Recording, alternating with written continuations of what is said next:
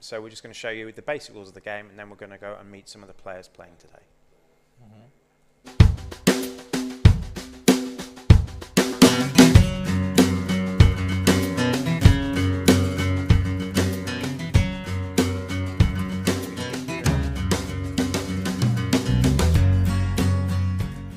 Hi, this is Steve from the Dice Cup, and today I'm going to show how to play Abalone, a two-player abstract strategy game that takes about 15 minutes. In Abalone, the aim of the game is to try and push 3 of your opponent's pieces off the board. On your turn, you may move 1, 2 or 3 of your pieces in the same row 1 space. For example, if I was black, I could move this black piece 1 in any direction I wanted to move it. I could move these 2 black pieces, because they're in a row, 1 space, effectively kind of push them, and the board is set out so that pushing is quite easy. You can just move the back one and the rest of them follow. So I can push them along in a line like that, or I could push 2 of them like that in one direction, so I'd move these 2 1 space that way. Finally, I could do exactly the same but with 3 pieces. I could take these 3 pieces and move them 1 that way, and my next turn I could take these 3 and move them that way, and my next turn I could take these 2 and move them that way. And that's how I move my pieces around the board. You're going to take it in turns, pushing your pieces, moving them one by one until you get in contact with your opponent. The rules for moving your opponent's pieces is exactly the same as your normal move, but to push him you need to have 1 more piece than he has in his row. So for example, if the white one was there and the black one was there, neither one of these 2 has more pieces, so neither one of these 2 can push the other one. However, if black was like that, they have 3 in a row here. They could do 2 and push white 1 space, or they could do 3 and push white 1 space. If white had 2 there, the only way black could move these 2 white ones is to move 3 of his, because he needs to outnumber them. If he moved 3 of them, he'd push both white pieces back 1, and if white didn't move them out of the way, on black's next turn they could do 1 more push and they'd knock one of white's pieces off the board. They have 1 point towards completing or winning the game. If this was the situation then, oops, and white's turn to go, white can't push back, but white could take both of these and move them both out of the way. So it is a bit of a tactical cat and mouse. It isn't just about who has the most in a line pushing them. You do have to rearrange things here, because if white does this, and white can start to move black this way, and so on. If you have 3 in a row and 3 in a row, these 3 and these 3 are effectively locked. The black ones can't go that way and the white ones can't go that way, because you can't move more than 3 pieces, which means you can't outnumber 3 in a row. You play in this way until one person has knocked 3 of their opponent's pieces off the board. That person is then the winner. So that's Abalone, a 2-player strategy game, takes about 15 minutes, and if that's something you're interested in, come down when we open to the Dice Cup in Nottingham, have a go, and I've been Steve, thank you very much.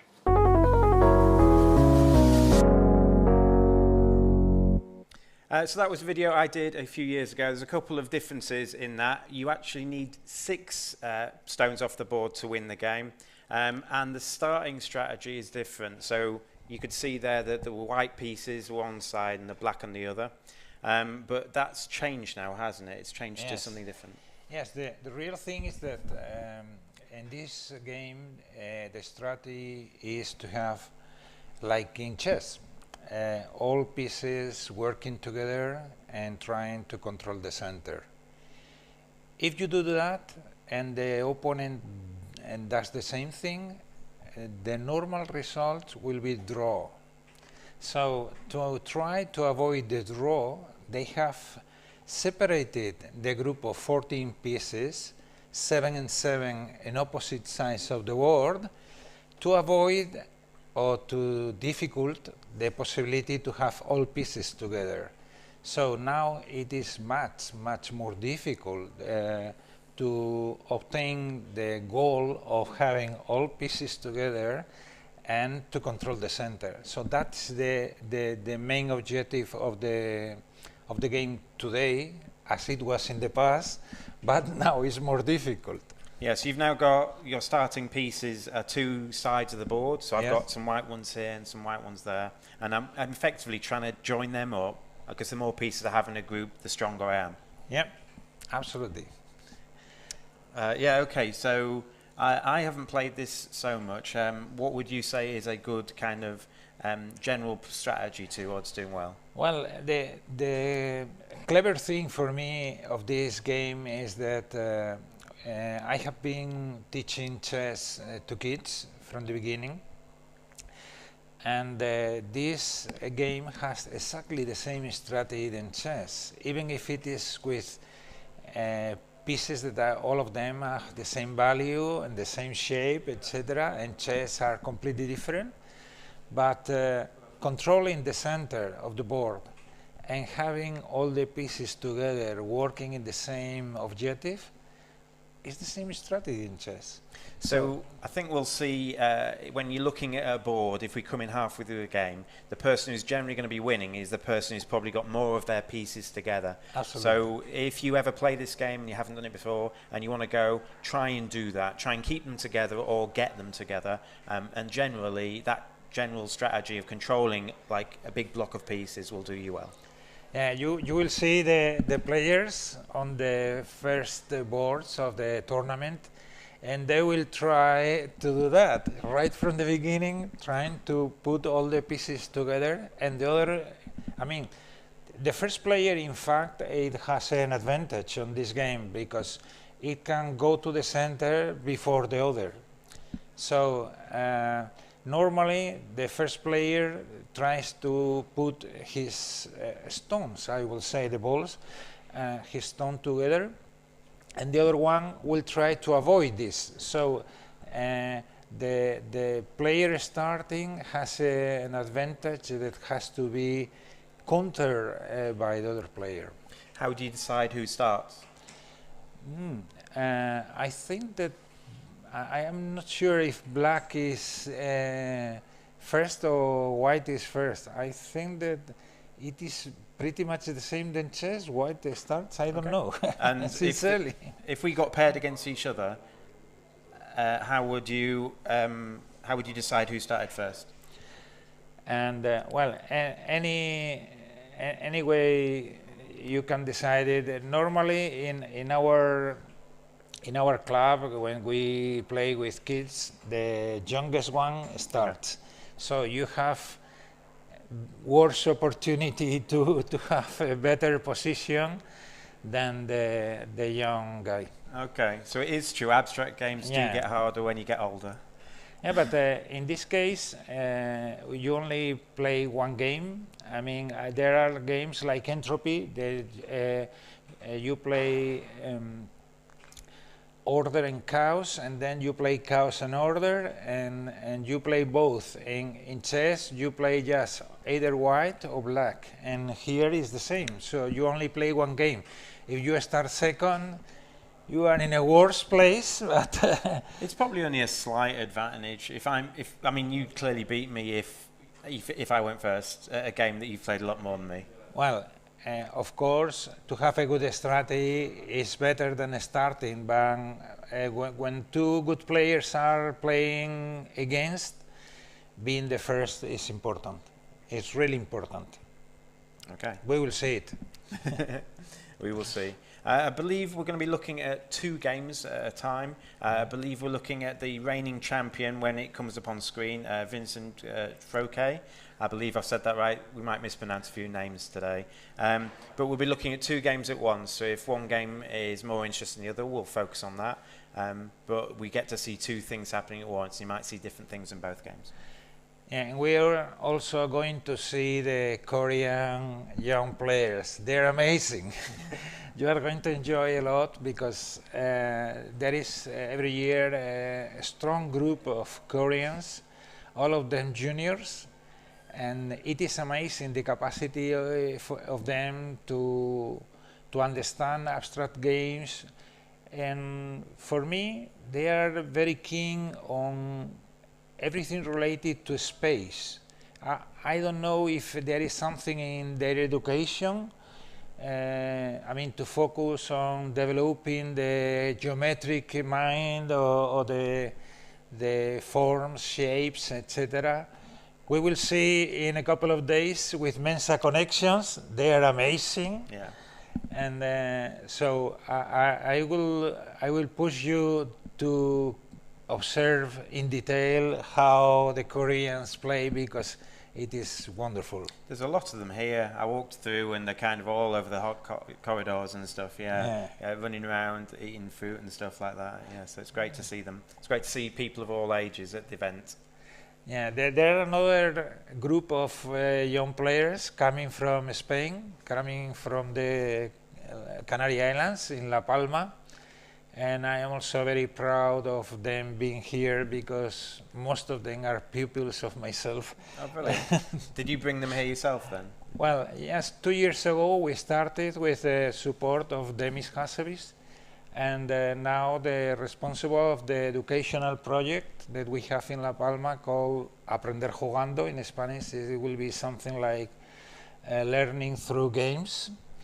And responsible of this project, Veronica Candelaria, is the person who is bringing the group of juniors to try to compete with the Koreans and all the juniors from Estonia that are amazingly good, and from other countries, to become junior champion. That is their goal. So junior champion, is that like a junior version of the Pentamine? Yes, the Pentamine has three different alternatives as the overall champion, overall Pentamine champion. They have a women champion, a junior champion, and also senior champion. Okay, brilliant. Yeah, so that's basically they take the overall list and then they pick the top person, the top junior, the top. Right, okay. absolutely. So everyone's competing together, but you can win separate prizes depending on which category you're in. Yeah, and there are three prizes for each level. I mean, 3 senior, 3 junior, and 3 women. Can you win 2 of them? So yes, if you won the whole thing. You can. Okay. What's the best you've ever done in the Pentamine, Paco? Well, Pentamine for me is something really important in my life. When I first came to the Olympics in 2005, I discovered something really special that transformed my life, and I was working for marketing and advertising, and it opened my mind how strategic games could be helpful to teach kids to improve their mind and their way of thinking in life. And after 10 years, 6 years, in 2010, I was Pentamine champion, and that was impressive because first of all, I didn't think that I could achieve that, and second, I was less than half a point ahead of Andres Kus, the Estonian, who was an amazing fight and a wonderful fight. I really admire Andres. He's done very well since. He has won 3 more times the Pentamine champion, and for me it was a marvelous experience to come here and to try to fight for the Pentamine. That's great. So we're going to be following the Pentamine results as we go through each event here, but I believe we can now start watching some games of Abalone, which is probably what you're here for. So let's have a look at the state of play currently.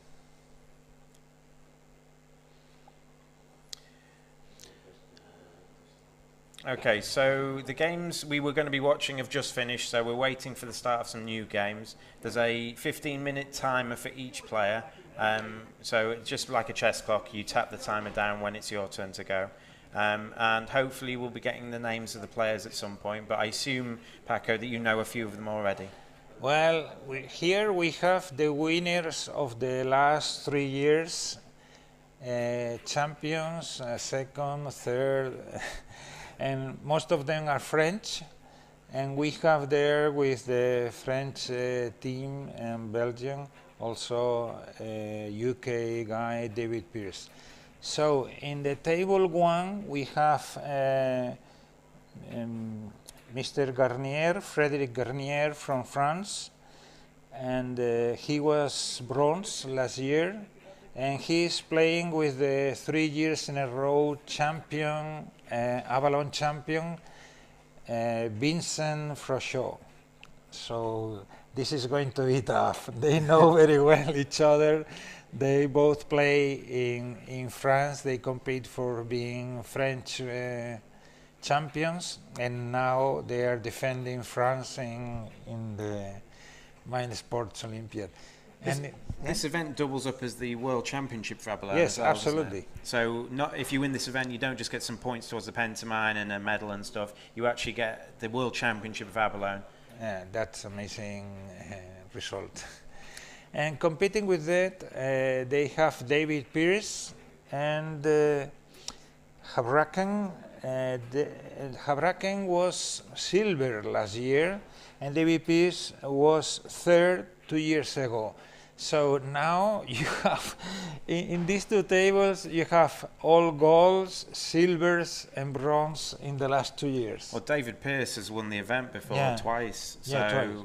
Yeah, several times. If we could pick 4 players to play some games of Abalone, these are probably the 4 you want to pick. They will be for sure.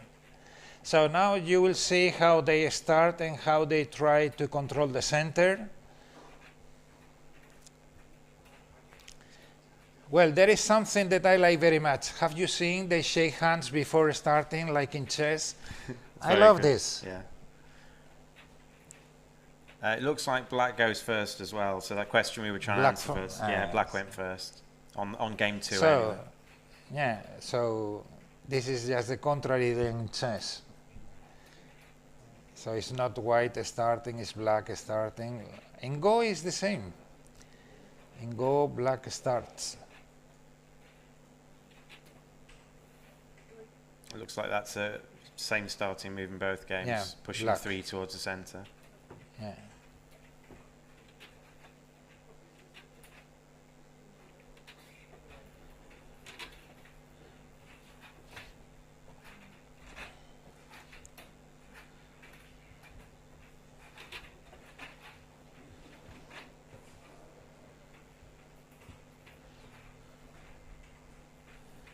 The first one to put together, substantial amount of balls will be in the end the winner, even if it can cost a small amount of balls being out. So on game 1, black set up a threat to push to kind of split white's forces on the left up. Yes. If black will be able in table 2 to put all blacks together in the center, then bad situation for white. Yes, fighting from both sides is not working.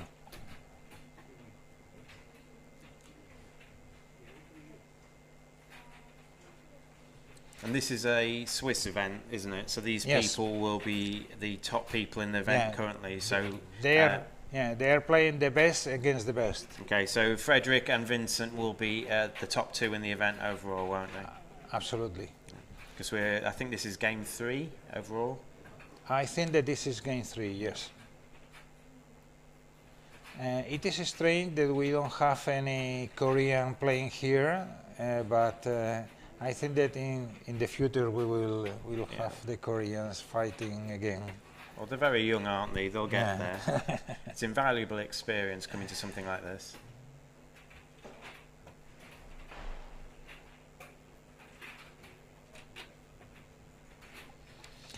As you can see in the board number 1, well, it's not. Thank you, cameraman. There are 2 white pieces dividing the connection between the 2 black ones. And is it because black's got some either side, he can't actually push through? Yeah. And this is interesting strategy, how to evolve from this situation of 2 big groups of balls on both sides of the board, and then having a line of balls from different color in the middle, separating your own balls. So you'd say currently it's quite even. Yeah, absolutely. At this moment, they're trying to have an evolution on the position, and then if the situation evolves to a draw, I mean that nobody moves, then the clock will have some influence on it. Because you can get a draw if both people get all pieces in a block. Then it will draw. You kind of push against each other and can't do anything. Yeah, that was the situation that was trying to be avoided in the beginning. So looking at game 2 then, Black's got all their pieces connected, but it's not that strong a position because they're all in one line effectively. Yeah.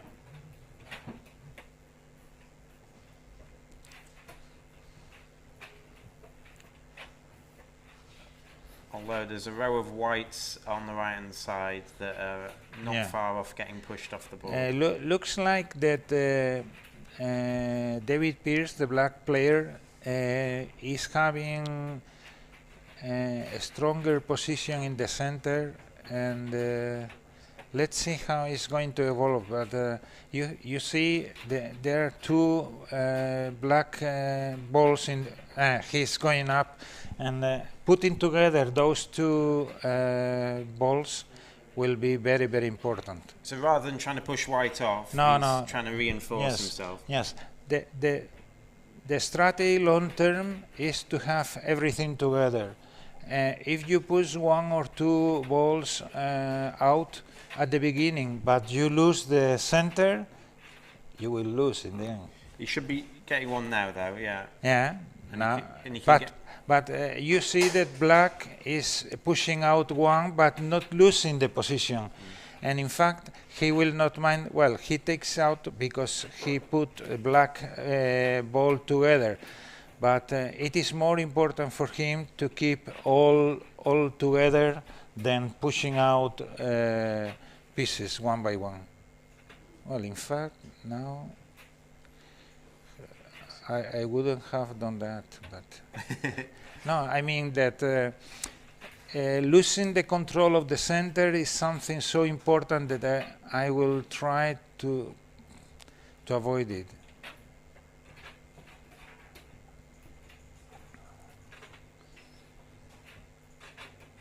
But anyway, David knows what he's doing. Now he will push the white ball in the center with these two for sure. Yeah, just to take that 3 white. Yes, yes. Even if white is going to throw one black ball out, it doesn't matter. All the center is for black, so black is going to win for sure this game. Yeah. Does the score matter? So if I win 6-0, for tie breaks, yes. So if you're going to win 6-0 or 6-1, 6-0. So if you're going to lose, you might as well try and push a few more off. Just in case of being a tie, in the end, the number of balls that you have thrown out in the former games have influence. But if not, I mean, if you win all games in a row, then no problem with tie breaks and so on. So game 2 looks like black's dominating. What's happening in game 1? Yeah, in game 1, at this moment, black has thrown out one stone, but he has the two black groups separated. I think it's that more than 2 groups. I think it's 3 groups. Well, yes, 3 in fact. But long term, if white is able to take to the center the four whites up left, I think that white will be with some options. I mean, at this moment, black is winning 2-0, but I would say that if I am able to bring those 4 white balls, so like one, he's bringing one, then one more, and so on. Because once you bring the individual ones in, you can start moving 2 or 3 at once. Absolutely. So it becomes quicker. At this moment, he has to move from 1 to 1, but in the future he will move 2 and then 3, and then they will be able to put all together. And I'm sure that he can move another white close. Well, he prefers not to be pushed out. I think that long-term strategy is better than short-term. He's playing short-term, avoiding to have 3 balls out, but I will bring the white ball to help the others and to dominate the center and to try to... So the white ball on the left. Yeah.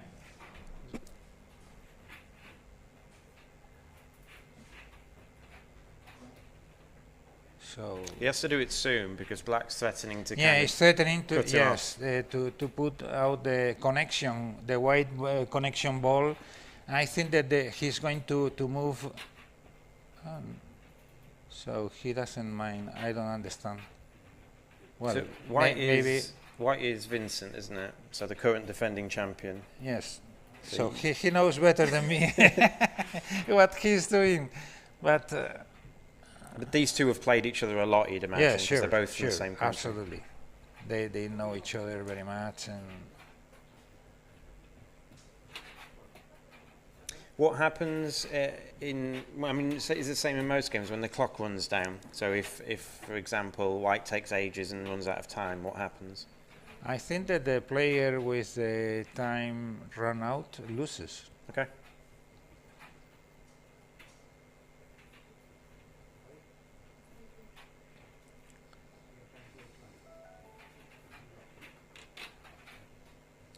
So white's keeping things together just. Yeah. But he can be divided. He can be divided. I mean, black is trying not to be. I mean, white is trying now to keep all pieces together, and black is trying to avoid it.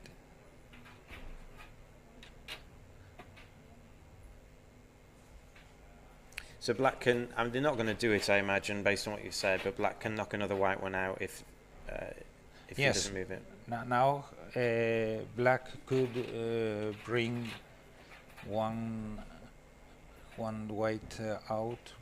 But then white can bring one black out. Just Yes, to tie too, up. but it is much more important to control the center, and white is losing the control the center and has 2 balls out.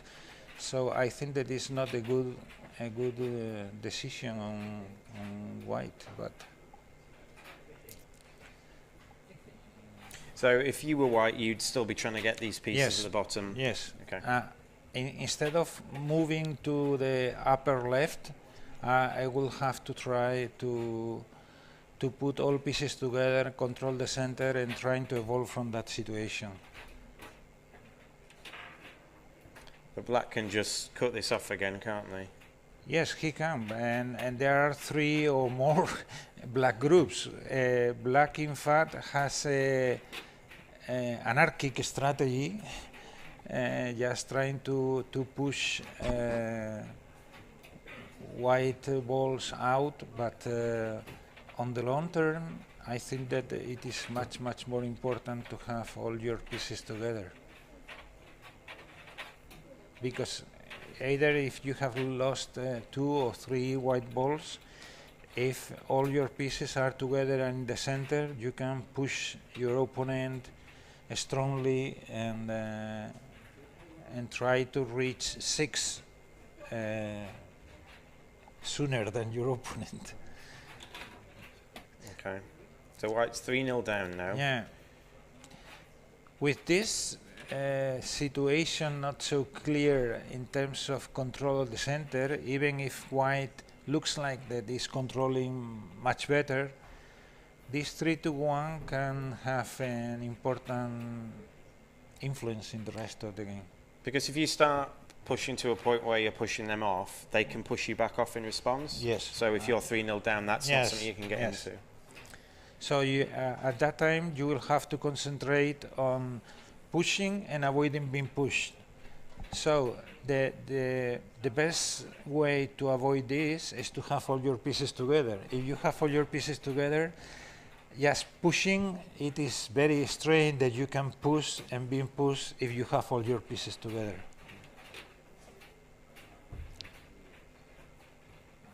I wonder what's happening in game 2 at the moment. I know it looked like black was way ahead. Yeah, let's see.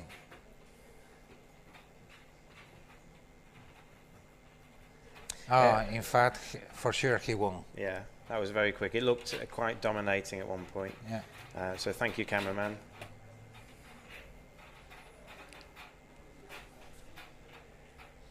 How many? So can you win the whole event if you lose a match? Do you know? Do you know how many matches that have been played? And I don't know, sincerely. How many matches? Well, yeah. So if let's say, for example, that Vincent loses this game, Yeah. can he still win the whole event, or does he have to go? Yes, yes. I think maybe they play 7. Abalone is 4 hours, half an hour. Maybe they're going to play seven games. Between 6 and 7. I think that 7 normally is the right amount, yes, to avoid tie breaks, etc. Yeah. So because you can afford to lose one and still win the Yes, event. and still winning the event. Yes. That seems fair. If you With just- with so strong top tables, I think that winning all the games it is very very very difficult because being the second in this game is tough. Yeah. So yes, it's easier to win the games that you are in the first place. So the fact is now that Black's got a much bigger group on the right hand side Yes. than he had before. Yeah. I think that at this moment, Black, if consolidates the center with 3-1, maybe 3-1, White can push out to black balls very easily. So maybe can be 3-2 or okay, even 6. Okay, so we were on match number 4 instead of number 3, and they're going to play 6 rounds. Okay.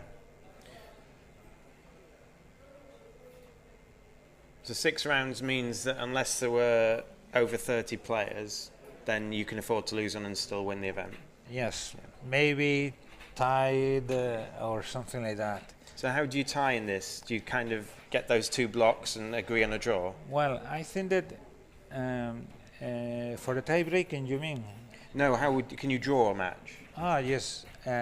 If I think that if both players have a completely defensive position and they don't move to win, I mean, I think that they can agree a draw. I mean, like in chess, etc. But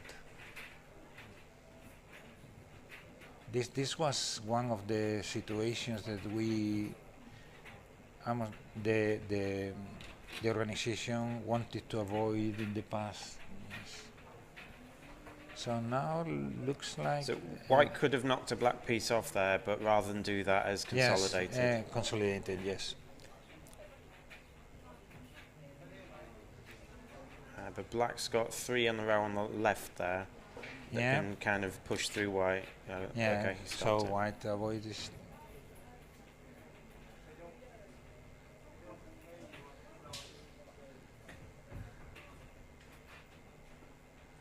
So you always have to decide what is better, if controlling the center or pushing balls out. And my point of view, maybe I'm wrong, but my point of view is always is better to control the center. I mean, controlling the centre when they've got a group on the edge isn't as good as controlling the centre when they've got pieces everywhere. Yeah, well, controlling the center for me is best any situation, but yes, when the pieces are divided in 2 groups, if one group has a sufficient amount of balls, like 4 or 5, then you can throw them all out and then trying to survive with the rest. And I mean, that will be maybe good enough. So black's just moved to a position where he can get pushed off, but this is now a 1-for-1, which is something white wants to avoid because white's already... Yeah, so for black, if he's out one, at the same time he can push one out, then it is good for black because he is 4-2. So anytime this situation is reversed, now white is controlling all the center pretty well, but black is trying to avoid it.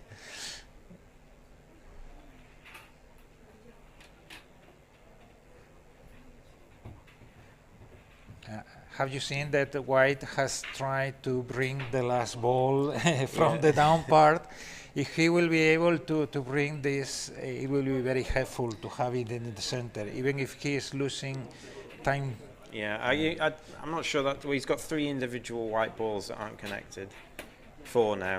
Yeah. So you'd say it's advantage black, I think, even though white has the center. Yeah, looks like that white now has to avoid any kind of white ball being out, because 5-2 whatever will be very risky, because then the opponent can concentrate only in throwing out just one.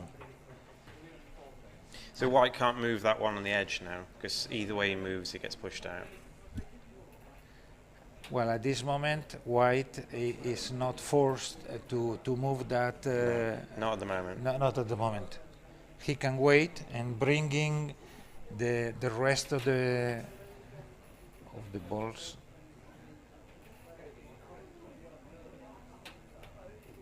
Yeah.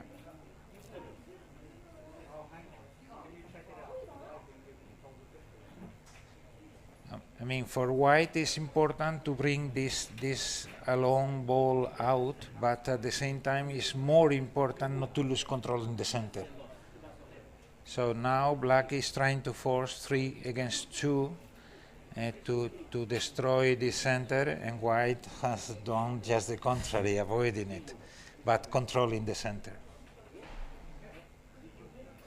It looks like very simple to explain that controlling the center is the key thing in this game, but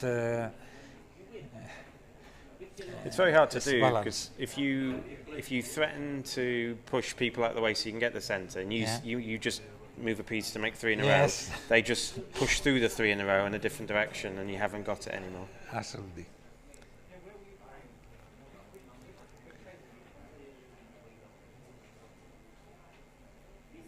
So you imagine the winner of this will play David Pearce?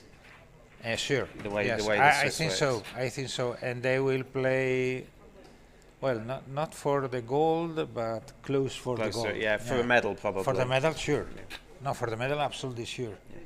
Because they'll be, I imagine they'll be the only ones undefeated after 5 matches. Yes. Yeah. Or going into the or 5th match. Both will have 4 out of 5, and then.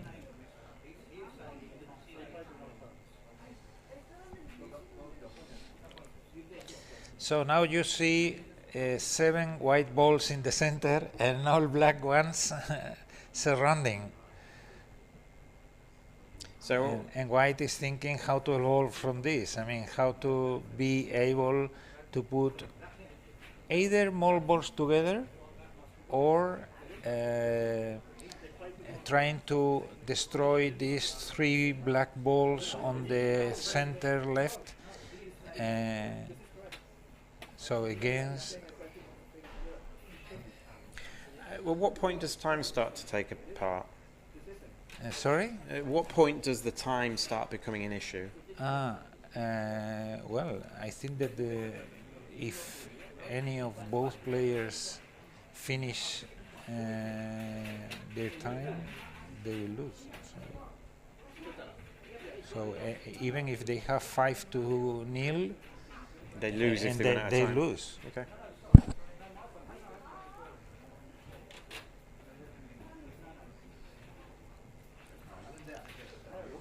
So white player could push one of the 3 stones, black stones, up left, and he decided he preferred to control the center and put all the pieces together. So I think that that's clever. It also breaks up the 4 black pieces at the bottom. Absolutely. Absolutely. So looks like that in the long term, even if white is losing 4-2, if he is able to control the center, maybe it can happen something. Yeah, all together. Yeah. And then. Well, now if white can push the top yes, one of the. Yes, absolutely. That's the aim. That's the aim.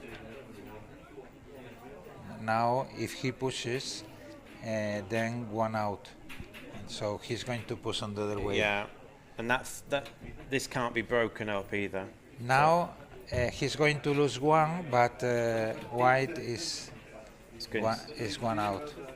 So 5-3, and there are 3 balls, 3 black blue. Yeah. So looks like that white is in absolutely great shape to win.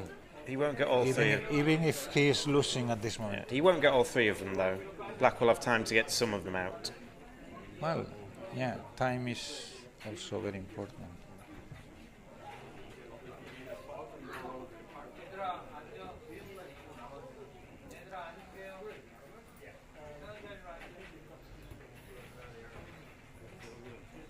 I don't think that black is too happy with this situation.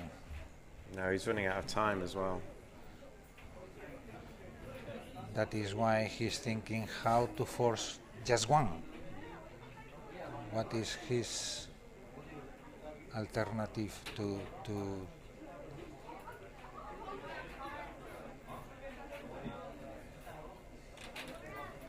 So it's now 5-4 5-4 black. Yes. And all whites together.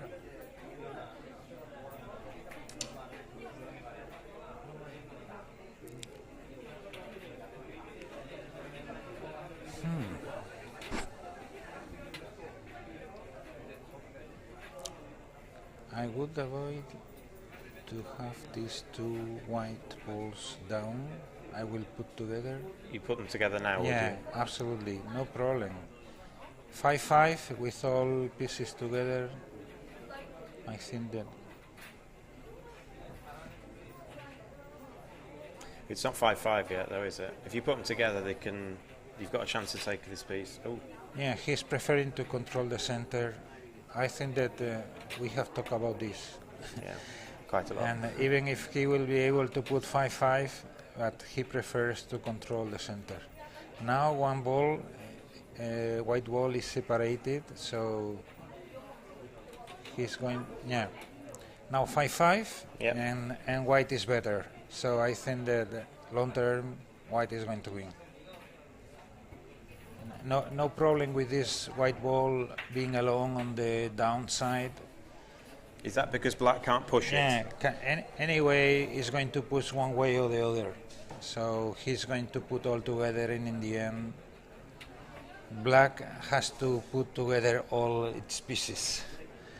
So now white, so 2, yes, is now 3 against 3, yes.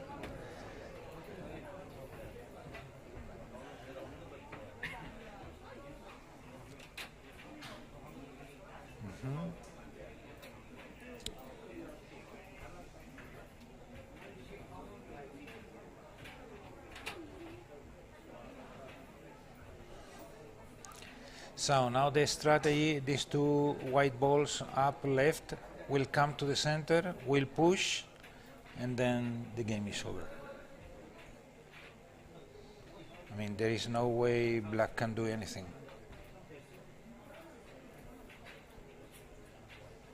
As too many, well, he prefers to go the other way. He's going to try and push this black one. Yeah. But the other way, just bringing these 2 to the center and then push this, and I mean push these 2 against 2. But he's going to do with the other. Yes, this is the right connection.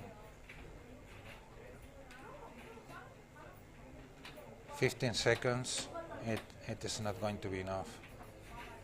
So white is going to win. He's going to win on time though, isn't Yeah. he? Yeah. Okay. It was a good game. Black took an early lead, and Black was 3-0 up at one point, but Well, White... maybe he can be here, I don't know, 2 against 2 or... No, it's 10 seconds, 9...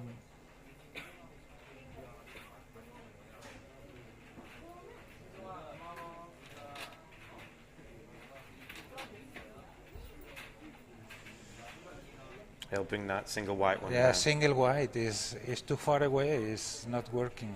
I We mean, can even move- if with 7 seconds, Yeah. there is no problem. He's going to manage that, but anyway, yeah. And then this, he can move whites up to be able to push the 3 blacks in a row. For example, that play. That's time now, isn't it? And now, yeah, time is off. Okay. So Mr. Garnier, who was silver 2 years ago, has defeated the current champion, Vincent Franchot. I believe we had the names the wrong way round. No, I think that, no, it is my mistake. Mr. Franchot was the winner. Mr. Yes, Franchot sorry. was the winner, yeah. Sorry, it was a white one, a white player, yes. Yes. Yeah, very good game. This is really a clear demonstration of what is Abalone about. So as you can see on the screen to the right are the current Pentamine standings. Now, Paco, you probably be able to make more sense of this than myself. Can you just talk about some of the players and what the points mean? Well, the closer you are from to 100 points, the better for you, because accumulating 5 games close to 100 points, that is the maximum that you can achieve on a game. The easiest to reach to become Pentamine champion. So at this moment there are several players with very good points. The first 4, Looming Sperling is more than 90 points in 2 games. And Ricardo Gomez, who is a really tough competitor, is perfect on one and 86 points in another one, who is quite good. James Heppel is the dangerous, the always dangerous player in any game, because he is absolutely, I mean, for me, James Heppel is the more flexible player we have here. He can play nearly any game, so perfect. And he's with, well, here this says 104 points. I didn't know that you can achieve more than 100 points in one game, but maybe this is right. And 80 points in another one. I mean, this is very, very soon, but Michael Homung, 96 points, very good. Martin Hovemagi, a very dangerous player from Estonia. He's 99 points in one game. That means that he has won this. So the way the points work, it's based on the number of players and where you finished. There's a formula. The more players in the event, the more points you get, and the higher up in the event, the more points you get as well. Yeah. If you enter an event with fewer than 10 players, there's a slight scaling down as well. Yeah.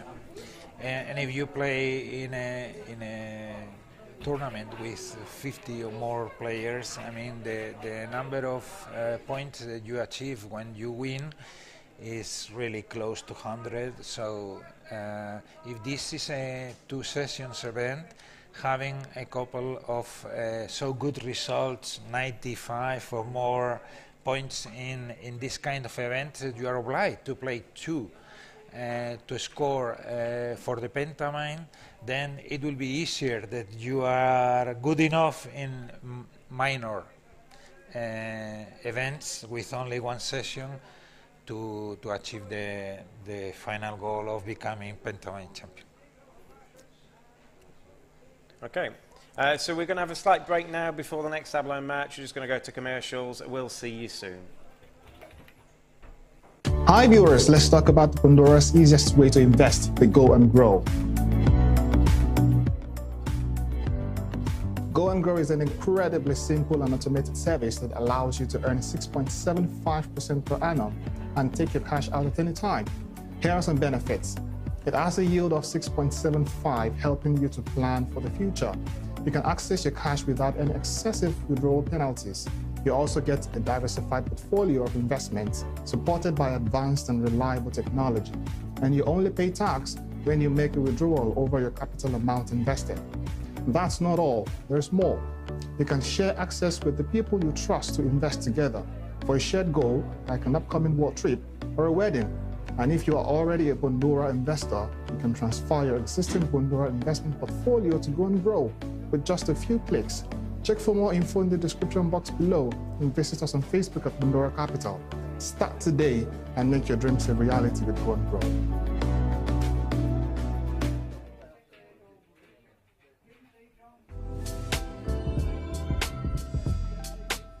Hi everyone. This time, we would like to give you an overview of what peer-to-peer lending at Bondora is all about. Compared to traditional bank credit models, peer-to-peer lending at Bondora makes you the bank, while our platform provides you the borrowers to lend to. So as an investor, you can generate profit from the interest paid by the borrowers, while the borrowers benefit from the quick access to loans they need. The concept of peer-to-peer lending is relatively new in the finance market and has grown rapidly in the last decade.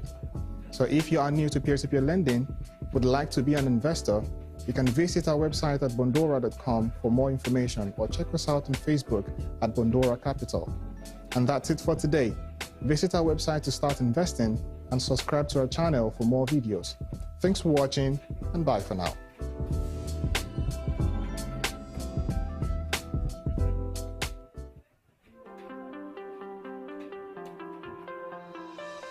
Hello and welcome to another weekly video from Bondora. A great question being asked by our investors from across the world is that why are we based in Tallinn? Tallinn is referred to as Europe's Silicon Valley and is a hub for innovative companies like Skype, TransferWise, Pipedrive, and of course Bondora, something not so commonly seen in a medieval capital city. Estonia hosts the NATO Cyber Defense Center and is also building a data embassy in Luxembourg, which will have the same right as regular embassy, but it is able to remotely reboot the country's IT systems in case of a cyber attack. So due to this level of cybersecurity, and since there are children being taught how to code in kindergarten, there is a wealth of tech talent, and this provides a great environment for us to thrive and achieve our goal of becoming Europe's #1 peer-to-peer lending platform. We hope this information helps you understand why we are based in Tallinn, Estonia, and be sure to leave a comment below as to what you want to see in the next week's video and how we can consistently improve your investing experience on Bondora platform. Thanks for watching, and until next week, keep investing and bye for now.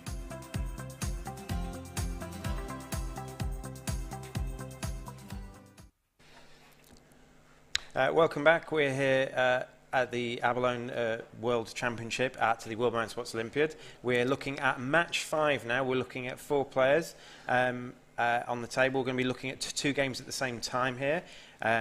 We're waiting for the player names to come up, but I believe, would you be able to pick out any key players here, Paco? Yeah, well, we have on the first table, left side, to Mr. Frochot. Vincent Frochot is the champion of the Abalone in the last 3 years in a row. So he's really a great international player and absolutely expert on this subject.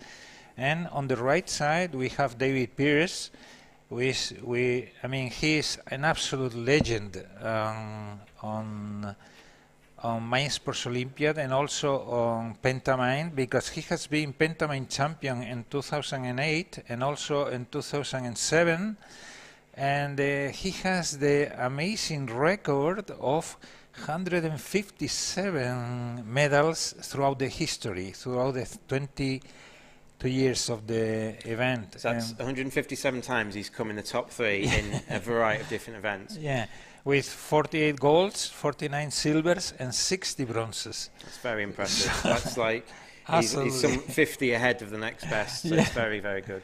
Yeah. So if you were watching us earlier, we were looking at 2 games. We had Vincent Frotschot playing Frederic Garnier. Vincent won, and David Pearce was also playing Nico Hebraken. And David won. So we imagine this is for at least a medal, if not the championship. But there are 2 games left to go. David is playing white and Vincent is playing black.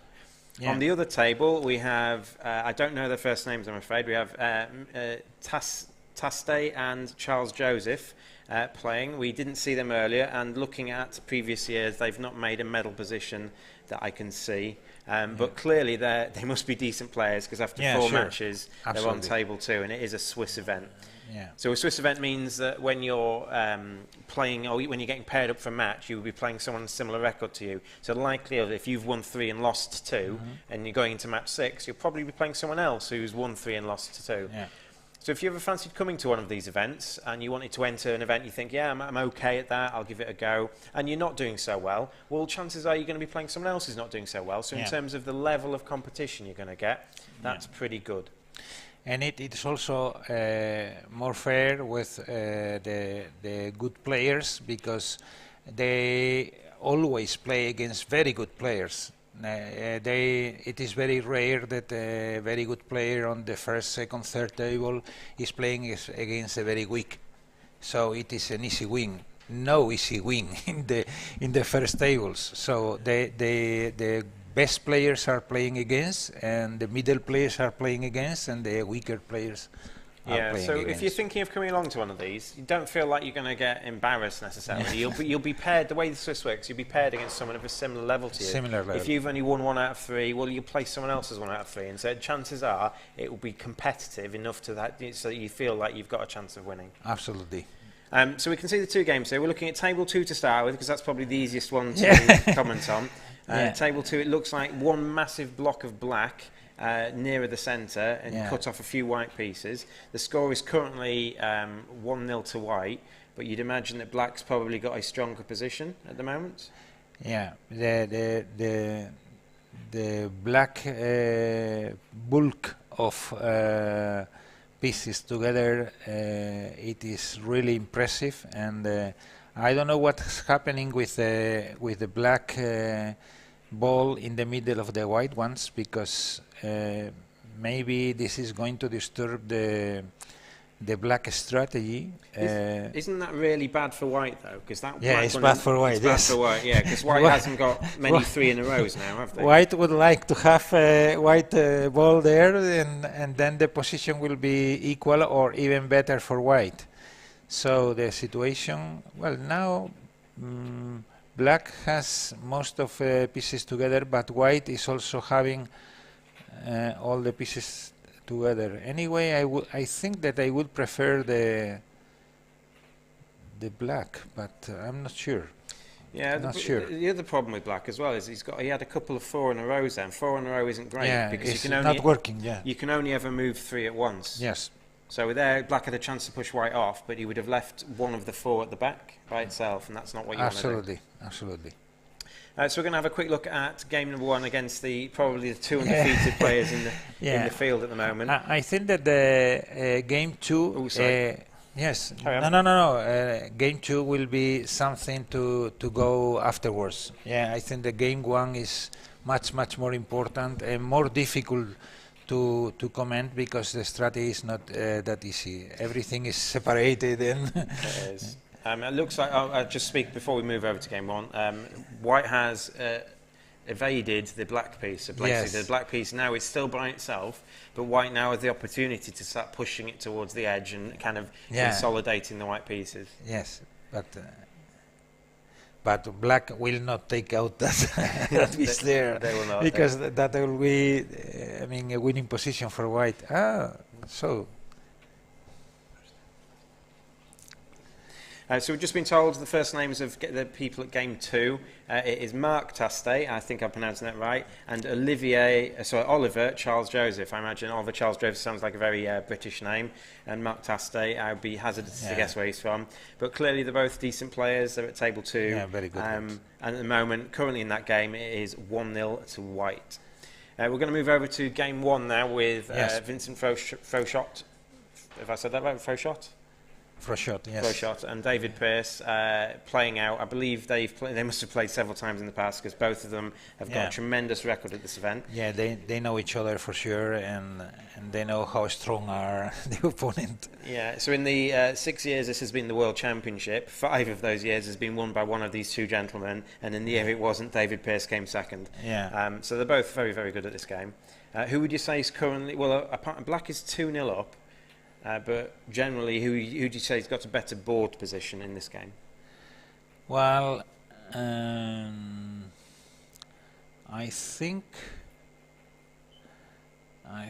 that it's difficult because black has a strong position on the upper and center, but many different balls around the board.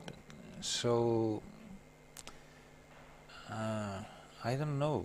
So you think this is a close game at the moment then? Yeah. Well, I don't know. Maybe I will prefer black because he's winning 2-0, but not that easy. White is trying to put all pieces together, but black is not going to accept it. Yes. And but look at one black up left, one black in the center, 3 blacks on the right, and 1 black on the downside. So I don't know.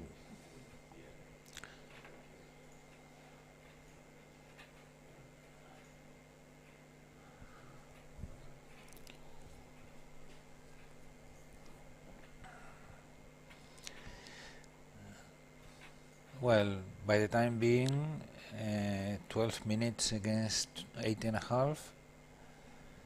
That is not good for David, even if he's winning 2-0. But I know that David is very keen on playing with time. It is strange that David has moved this. Yeah, because he had a strong position a second ago, but I guess...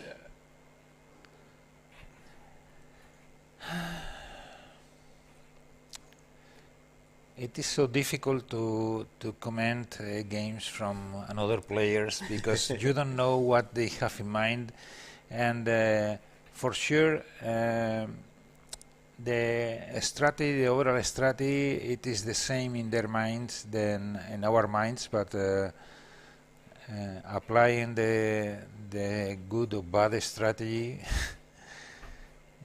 So, I mean, if I was white, I would push the black piece off on the right with the aim of then moving the 2 white pieces to join your other white ones. Yes, I will do that too. Yes, but he prefers to control the center.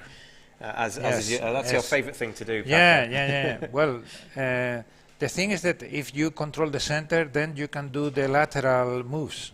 For example, bringing this white together, for me, it will be also important. The only thing is that you put the white ball together, the black can also come together. So you're talking about moving the single white piece into the gap? The single white or the black white, the black ball, yeah.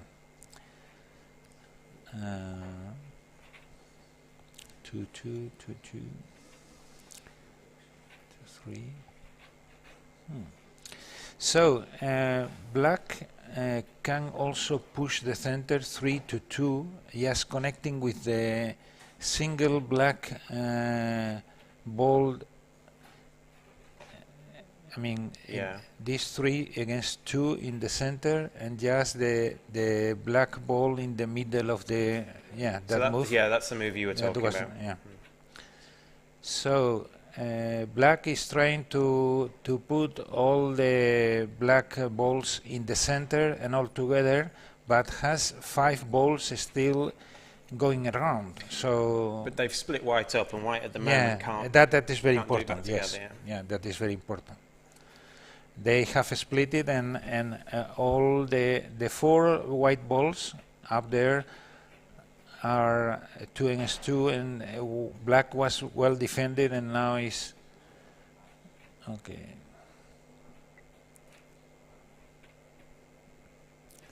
So I will bring this black on the left. So 3 against 3, and so black is trying to be strong in the center, and he's not trying to try to win a small amount of white, but trying to be strong in the center. So I don't understand this white play, but maybe he knows better, because I will bring that black to the center somehow.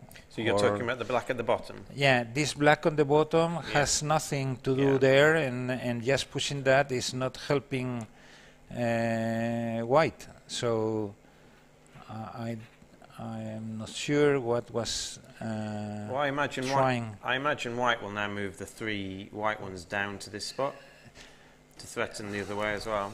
Mm-hmm. So white's got 3 to the right hand side. Yeah, then black will come here with these 2.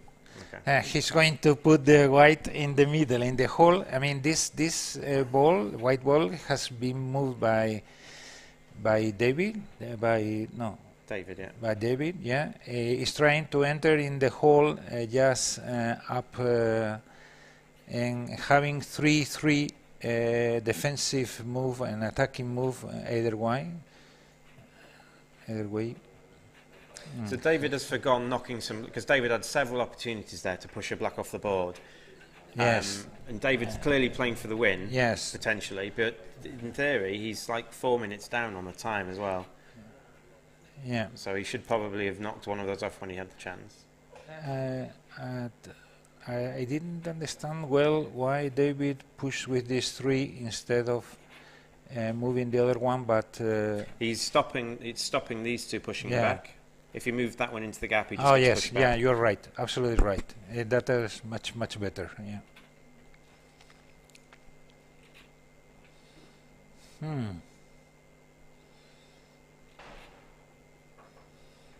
It would be nice if we could see, going into the final match, it'd be nice if we could see the overall standings, so we know that, like, what roughly medal chances people had. Yeah. That would be very nice. And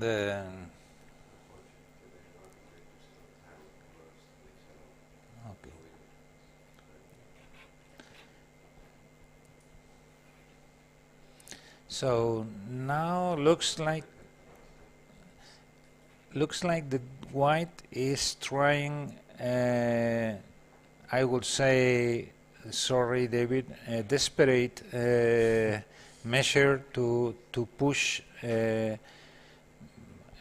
his strengths in the middle of the 2 big black groups, and if white pushes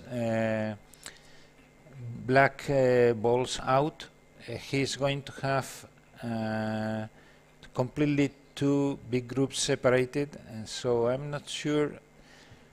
Yeah, he stopped that there. Yeah, he stopped that, and so now white. So let's see the other game that should be easier to comment and to understand, and then we come back, because the situation of David with only 4.5 minutes in the clock will not be easy for the future. He's 2-0 down as well. It's not like he's 4.5 minutes and he's ahead. Yeah. So let's try to move to the table number 2. So let's see how this is evolving. Okay, 5-0. So just remind you, 6. we have the right moment. Yes, 6. So. I believe Oliver on the right won 6. Oliver on the right was white, I believe, and Mark on the left, as Oliver Charles Joseph, has won 6-0, and you will likely play the winner of the match at table 1 between Vincent and David. Yeah.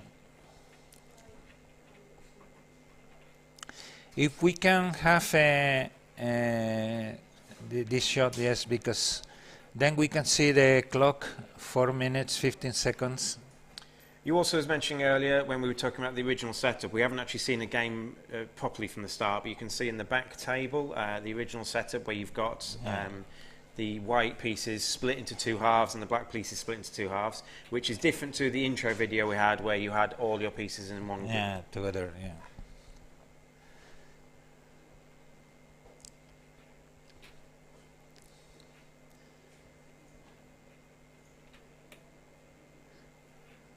So I bought Abalone years ago. I bought it at a game shop, and someone said to me, "What sort of games do you like?" And I said, "Well, I like backgammon and chess." And he said, "Oh, you like chess? Try Abalone." Yes. If you like Abalone, are there any other abstract games at the World Mind Sports Olympiad that you think you'd be enjoying as well? Yeah, absolutely. I think the chess player would like to play Avalon for sure. I told from the beginning that the strategy of chess and Avalon are pretty similar, but also the kind of game of having a global aim, I mean putting all the strengths in the same line, trying to push in the same way is very important. And I think that in chess, when you try to capture pieces all over the world instead of having a global aim, then you are going to lose. And so I think that Avalon is pretty much the same. So the next event we've got coming up after this, obviously we're filming, there's another match in Abalone next, but the next event we've got coming later on live stream is Boku. Or Is it Boku or Boku? Boku. Boku. Well, I think I say Boku, but Boku. I think it's Boku, but I don't know. Boku, okay. It might be, yeah, I might no be problem.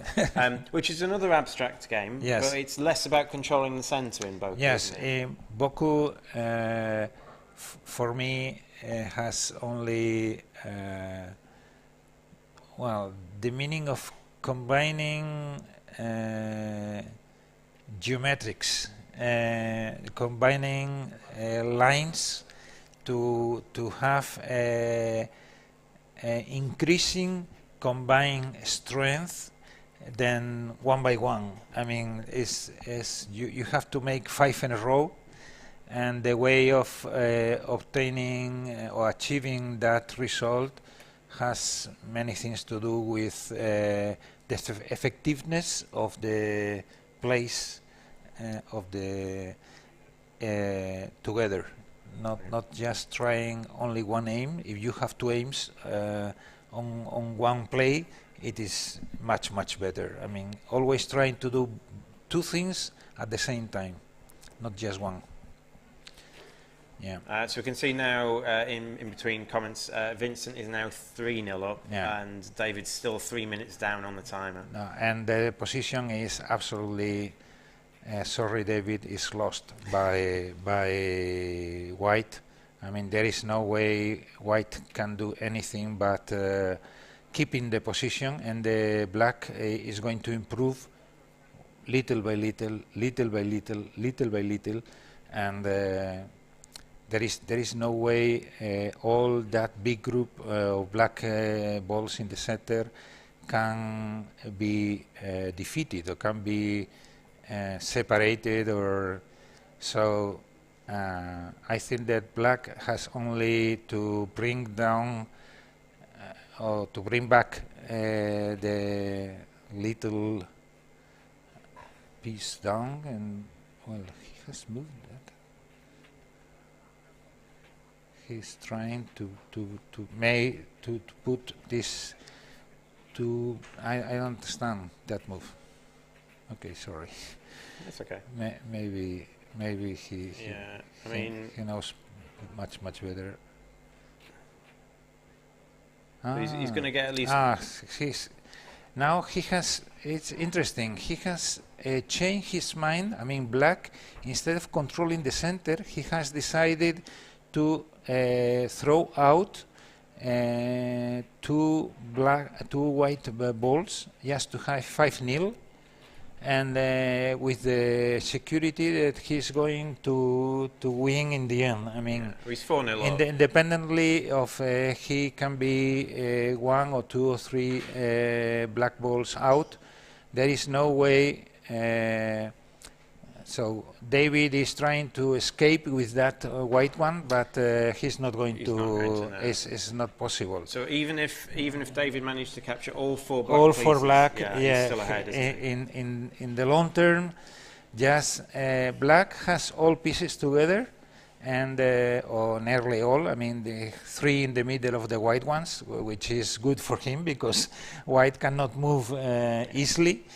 And he's going to be 5-0 in a short, and in the end 5-0 against a minor group of balls have all the opportunity to win for sure. I mean, I'm sure that Vincent is relaxed at this moment and is only thinking how is the easiest way to win, not how to win, just. He's thinking hard about this move.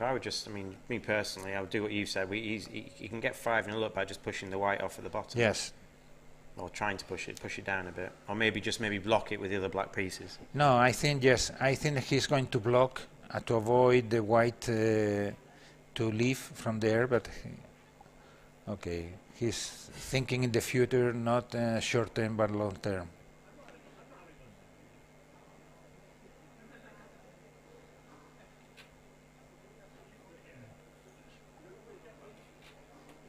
Well, so white's going to get 2 points. Yeah, it doesn't matter for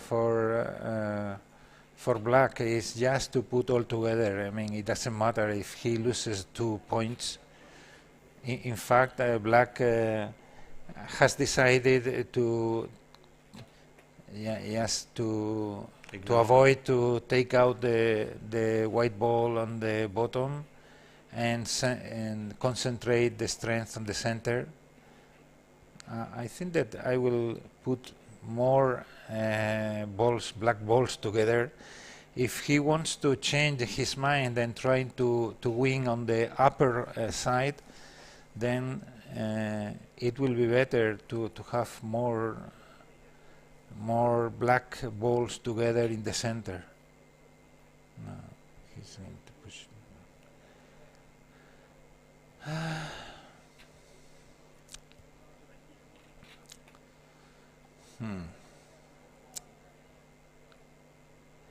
So 3 against 2 on the upper side, and then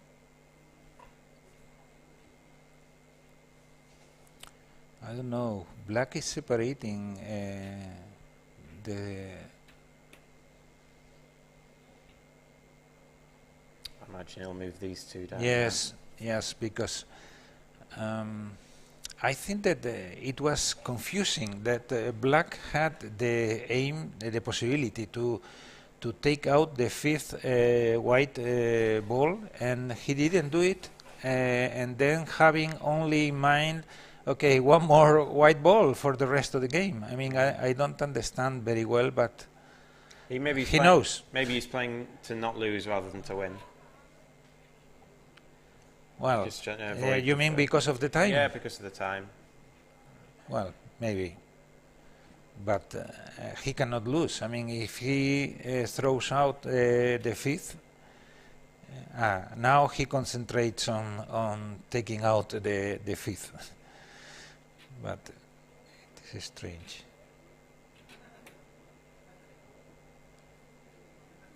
Push the white one out a bit. Get Yeah. another point. Yeah. Yeah, absolutely. And then moving out, and then black will bring.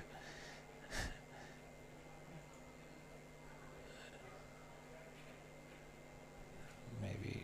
I would probably move the Yes, three at the yes. top down. Or yes, 2 at least. Yes, two. Yeah. Well, now there is the opportunity. Yeah, maybe 3 to 1, Yeah, and bringing so. more black pieces to fight against the white one. Yes, looks like the right. Ah, no, concentrate the other one. Ah, yes, 2 to 1. I don't know. I think that, well, but he's playing with the time, but 120 against 1.5, he's not that good. If they both have 5 seconds left, would you concede if you're losing? Or is that not something he's done? I think I have to check, but I think that they can agree a draw, but I think that Vincent is not going to accept the draw because he knows he's winning. In fact, now this is going to be 5 to 0 immediately. Yeah, white 5 to 1. white Yes, sorry, pacing. yes, That's yes, okay. absolutely. So 5-1, there is no way he's going to lose.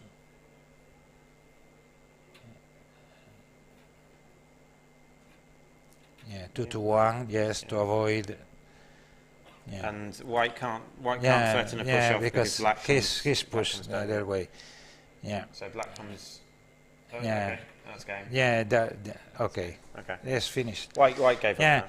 The thing is that this 5-0 is so huge difference. Then it was strange for me that with that so much time, then Vincent didn't try to throw out the 5th one. Yeah, because what you'll find is, especially when you're playing at my level, is that when you start pushing things off the board, I'm pushing a stack of whites off, and then he then pushes one of mine off, and then I then push one of his off, and you kind of get these rows of 3 that kind of go off, which means a lot of when you're taking each other is a lot of 1-for-1ing. Yeah. So Paco's saying that once someone gets to 5, the other person has to actually get 1-for-0.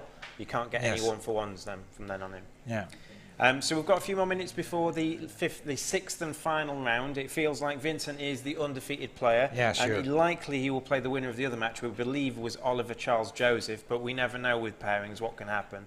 I imagine that Vincent has definitely got a medal, and if he wins this last one, he probably will get the gold for a 4th year running. Yeah, I think that Vincent will be the winner even if he loses the last game, because of maybe the tie-break, the progressive bushel, the tie-break, maybe he's going to win anyway, even if he loses the last game. But we have to check on the tie-breaking, because maybe if the other player ties in number of points and is defeating him in the last board, maybe this is the first tie-breaking system. So usually, I believe I read it now. I might not get this off. There's about 6 different tie-breaks. I think the first tie-break is usually, it's not the result between 2 players. It's usually the and it depends event to event. It differs. Yeah. But it's usually the standard, especially in a progressive. Especially in a 1v1 one. It's the how well your opponents have done. So if I've played Paco and Dave and Pete and John, if they've all done poorly for the rest of the event, and I've just beaten lots of people who haven't done very well, my tie-break will be really low. But Vincent has been playing people who have gone generally until they've played Vincent undefeated. All top players. Yeah. Yes. So unless Oliver's played the same sort of people as Vincent's played, generally Vincent's going to have a better tie-break, but it's not a certainty.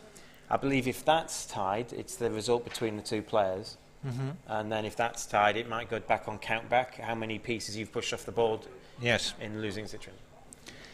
Okay, so I believe in a second we're going to look at some of the results of the event so far. But how were those games for you, Paco? Were they interesting games? Absolutely amazing. I mean, I love the way of playing of the French players, because they always try to do something not easy to control. I mean, they are always pushing your strategy back and forth, and some of the games have been very clear for newcomers and also for good players to see that as soon as one player is allowed to have most of the pieces together, then the win. I mean, we've seen that in one of the first games we watched. Someone was 3-0 up, but their opponent had the big strong block, and their opponent ended up winning the game just because position is more important than general score. Yeah, absolutely. So with one more match to go, that will take us to a result in this event. And these are the final results. So these are the final results. So I believe there were 6 matches in the event. We've been told the current results. Okay, so these are the current results with one match to go. So you can see that Vincent is the only undefeated person left in the event, and you have 7 other people who've lost one game. So we've seen Vincent beat David, we've seen Vincent beat Frederick, and we've seen David beat Nico, and we've seen Oliver was the man on the table we just saw winning.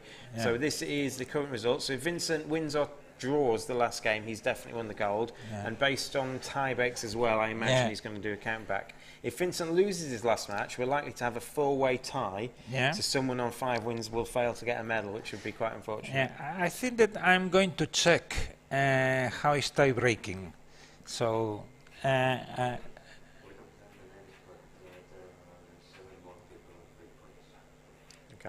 but I think that knowing how is tie breaking will be very important. I like very much that here we have Luis Victor Hernandez, who is a junior from Canary Islands.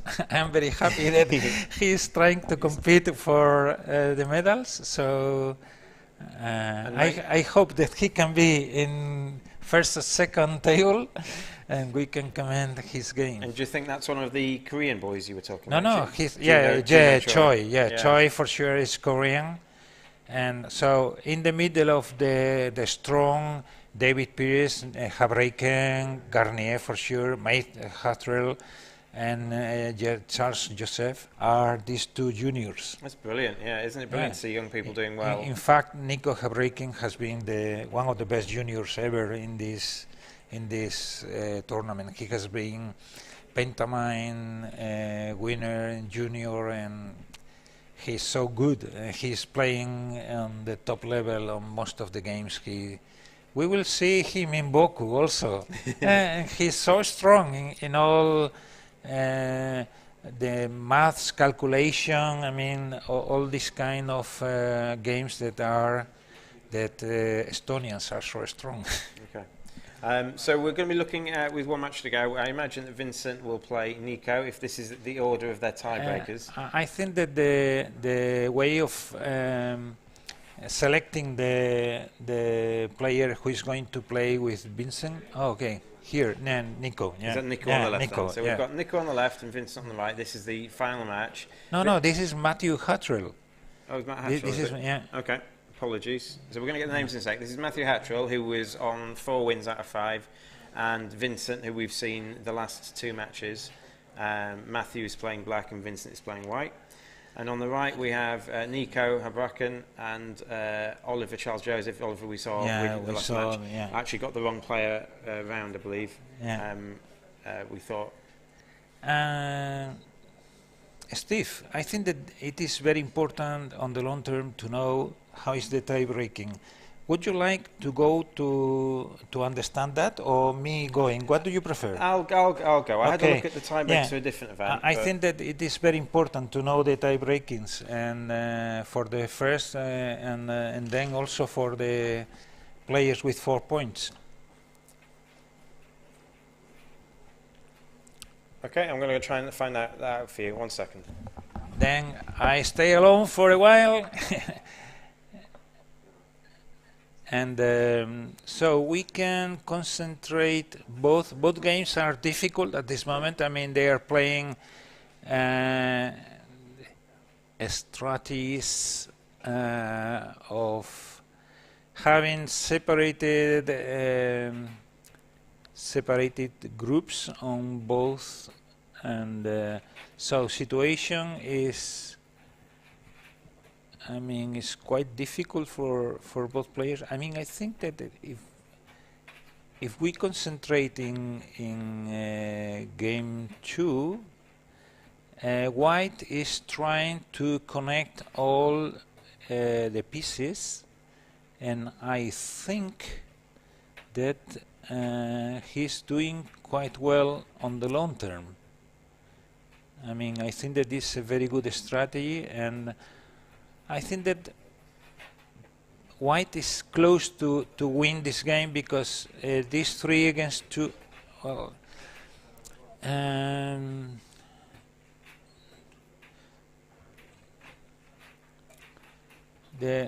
always the possibility of having, well, he has, White is trying to bring the 2 white balls up with the rest of the group. In the meantime, Black has completely separated 2 groups. So let's see how White can do all pieces working together. Maybe now there is the possibility that White can push 2 black balls on the left with the 3, and it doesn't matter, he's going to bring 1. Okay, then okay, White is more concentrated on having everything together. That I think that it is much more important than, even if the center looks like not so easy to conquer by White because of the group of black 3 stones in a row, but I like much more the White position. Let's see.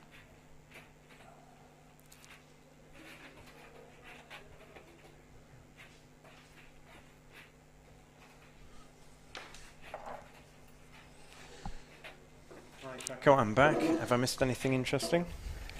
Well, we are concentrating on game number 2. That looks like easier to comment because the White looked like in the beginning that it had the pieces closer each other to in only one group, and Black was separated. But in the end, looks like that Black is staying with the center, and even if White is pretty much with all pieces together, but not so clear. So I still prefer, I don't know, the White. White's got more connected pieces, but Yeah. Black's got more of the center. Yes, that is the current situation. Yes. So I've got the tiebreak results. Basically, the first tiebreak is a playoff. They play off if there's 2 people tied, I believe. The second tiebreak is a head-to-head. So if they've already played, you'd go on head-to-head. And the third tiebreak is the one we were talking about. It's called Sonneborn-Berger method. That's where you look at how well the people who've played in the event have done the event, and you kind of get a rating there. So I was speaking to the guy organising. He says if Nico wins, so apologies, if Vincent wins, it becomes very easy for first, but there's going to be a tiebreak for second, and he'll have to go through the ties. There's going to be a lot of people on 5, whatever happens. On 5, yes. So yeah. So in this situation, what would you prefer? To play against the 5 points player and try to win the tournament, or try to avoid the best player, the strongest player, and trying for the second? Oh, so I see what you mean. So basically, Matt has a chance to win the tournament if he beats Vincent. Yes. But he's Vincent being the defending champion, Matt's probably going to lose and not miss a medal spot. Yeah. Yeah, that's difficult. But at some point, you have to play him.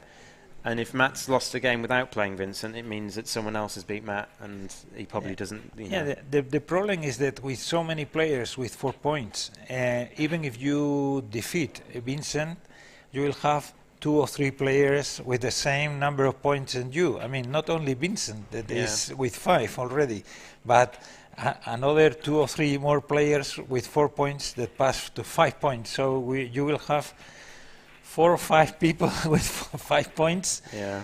So I imagine, given the tiebreak, though, if you've beaten if you've beaten someone on 5, your tiebreak will improve. Yeah. So it's not necessarily a bad thing to beat Vincent and be in a 4-way tie. I'd hate to get a medal on a tiebreak, I think, or miss out on one. Yeah. For sure, if you beat Vincent with your number of points score in Sonnenborg Bergen and saying everything, I think that you have a medal for sure, and maybe the gold medal. I think so. Yeah. I mean, Vincent's got to be very favoured because Vincent's already beat 2 other people who are on 4 that we've seen anyway. So. Okay, so now is this game is 2 groups of 2 strong groups of black and white together, and they are going 2 against 2. So this is going to be a tough match, but very clear. So may we concentrate on the board number 1? And see how Vincent is evolving from this fighting situation. Now looks like that white is a little bit better, but now the situation is the situation that Vincent likes. Everything is broken, and it seems every time we come over to one of his games, this is the situation on the table. Yes, and he likes. You can see that white is stronger in the center. And I believe Vincent is white here. White is Vincent, yes. And so independently that he's losing 1-0 now, but he has some kind, not so strong, but some kind of a strong position, a stronger position in the center. So I think that Vincent again is thinking long term, and just bringing the 2 stones on the up right, just trying to reinforce the center, and didn't mind too much about the 2 stones that are close to the board. That I think that he is thinking, I'm going to lose those. So he's thinking 3-0 at this moment, and then how I'm going to win the game with the rest of the pieces. And as far as we have seen from the former match, that he was winning 2-0, then 3-0, 4-0, 5-0. I don't know if he's going to feel too confident with. But the center of the white is really strong now. Yeah, and this long line of blacks at the bottom is really poor. Don't work for. Well, getting 4 in a row isn't great, but getting 5 in a row must be worse. Yeah, especially when they're facing the wrong way. Absolutely. I mean, I'm sure that even if Vincent is losing at this moment, he will not be too scared. Everything together. Yeah, I think you're right. So not minding that you are losing 2 or 3-0, but everything is together. Everything is together.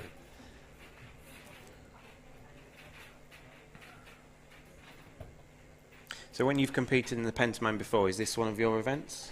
Well, I have been. I don't remember, but I think that I have got some medal in the past on this, but I'm not keen in this, and I like very much because I like chess, and in the Canaries we teach this game from the beginning of our educational project. We teach this game as one of the most important games because many players that we have are chess players, and I like very much this game, but Also, I like very much when the organizers decided to change the original position to this new position, because now the strategy is really complicated. I mean, this game has evolved from an original position where you have all your pieces together and you only have to move forward little by little, but keeping all of them together.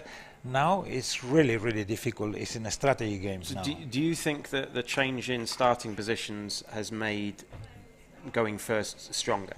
Yes. I mean, we trained for I think 10 years, something like that, in the original position, and then as the MSO directors changed their mind and changed the rules and moved to this new starting position, we also adapted because we understood that it was much better way to teach strategy than the former one, even if understanding the way of working with for sure now is going to 3 against 2, to keep everything together and trying to avoid that black is connecting his pieces. Now Vincent has 6 in a row. Yeah. What do you think about that? 6, it's even worse. Because Okay. you can't even push because you can't push. Yeah. You can't push 2 different colours, can you? Yeah. He must think how to bring all pieces together, but you see that he's always trying to separate the black. Now he's going to push against 3 against 1 and bringing. It's so important for black to fight the whites in the centre that black's even forgone pushing the white piece off. Yes, black. It doesn't mind. It doesn't matter to black to win 2-0 or 3-0 because the center is on the opposite hands. So for black, it is more important if he is able to connect somehow at least 2 groups of black stones in the center, or trying to separate the white balls. I always call stones because of Go.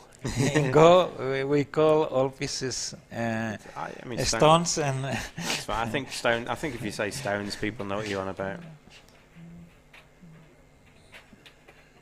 Yeah, he's trying something, but he's going to be out immediately again. Push back. Push back. Yes. Or not. Well. Always he can do that. Maybe he wants to push back the black in the center. He has to put all together. Yeah. And then he will do that.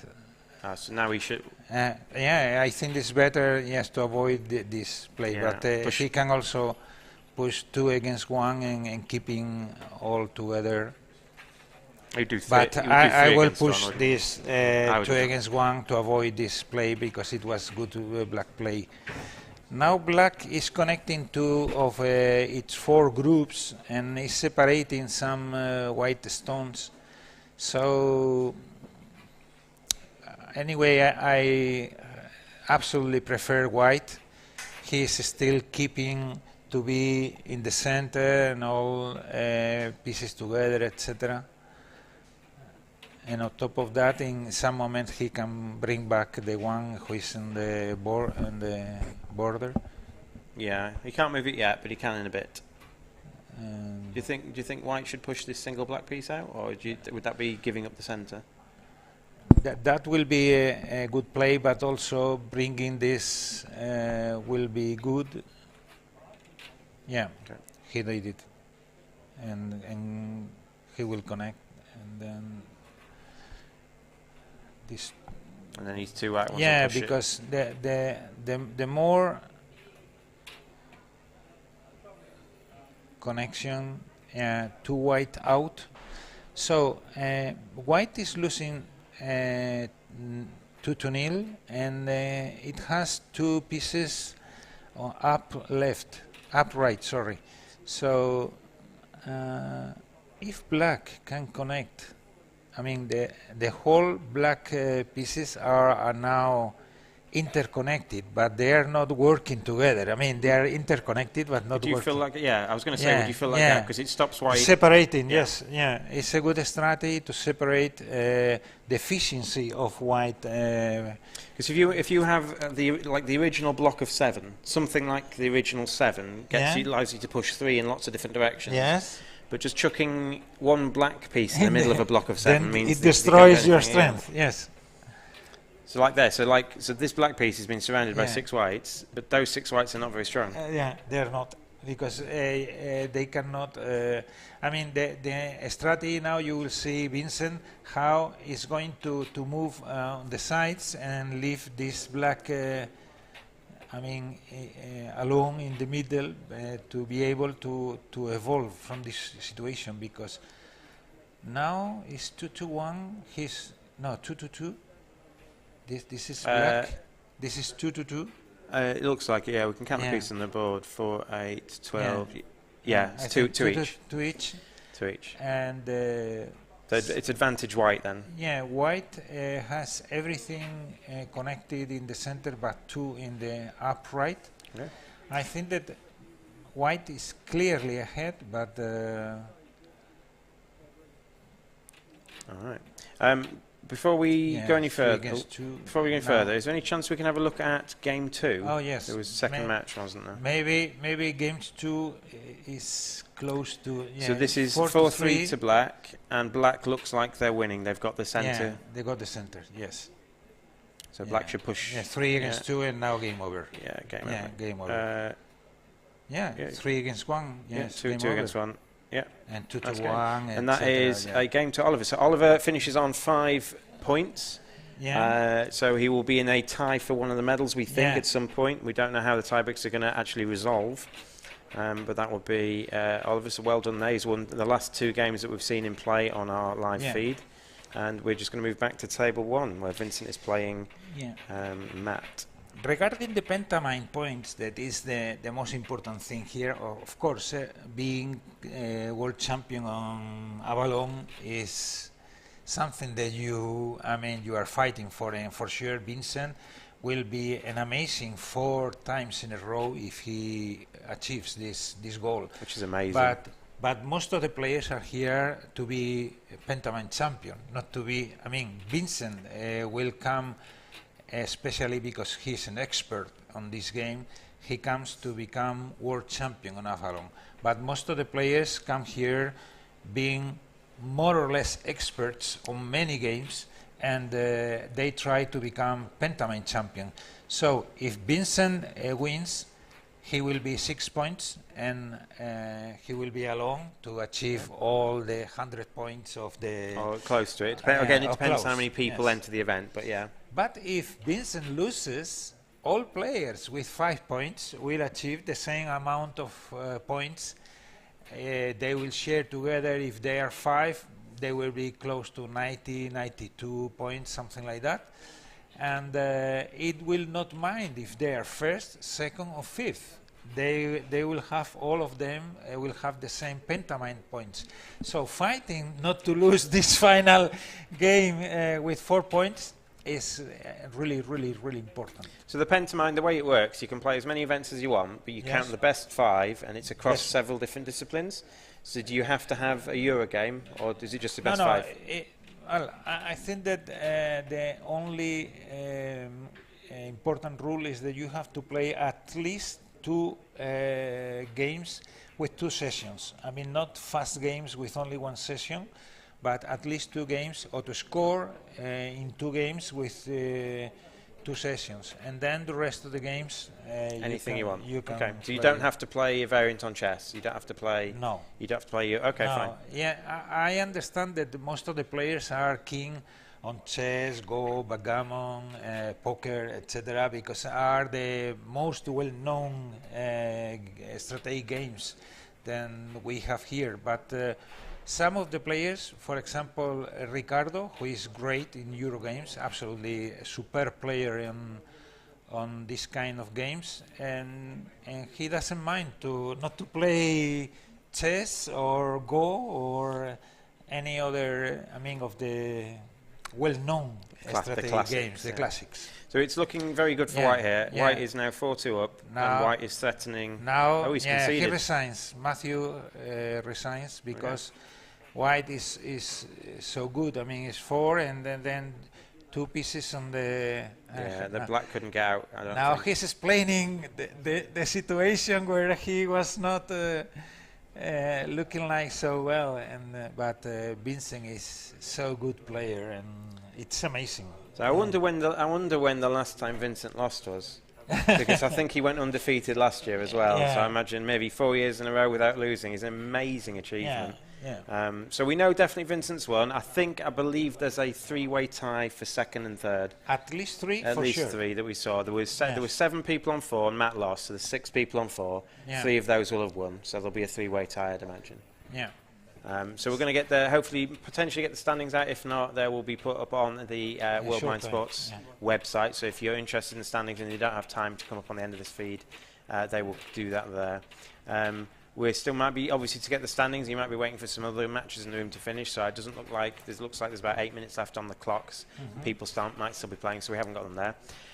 We'll wonderful to Vincent anyway. We hope you've enjoyed watching us. We've been Abalone is a game I do play, maybe not to the extent of these guys here, but it is a very nice abstract game with very simple rules and deep strategy. Third place for David Pearce, a 2-time winner of the event. Yes. He came third 2 years ago. He's come third again.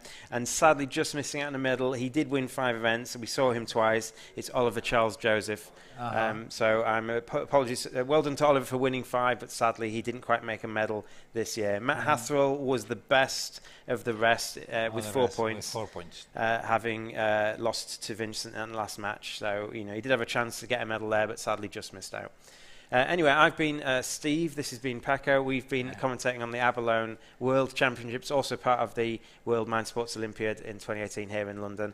We hopefully see you later in the week. Hopefully next event is Boku, and that starts at 4 o'clock. Okay, see you in 2 hours. See you in 2 hours. Hi viewers, let's talk about Pandora's easiest way to invest, the Go and Grow.